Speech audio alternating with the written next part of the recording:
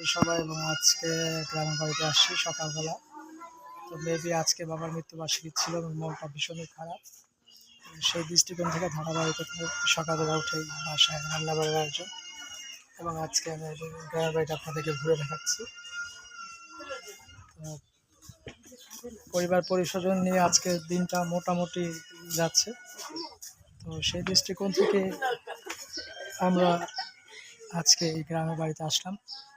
মূলত আপনারা দেখতে পাচ্ছেন, এটাই হচ্ছে আমাদের পুরন বাড়ি, যেটাকে আমরা থাকি, বাপদাদার গ্রামের বাড়ি আমাদের।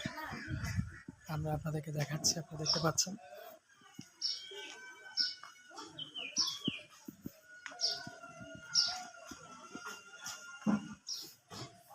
সবাই ভালো থাকবেন, পাশে থাকবেন।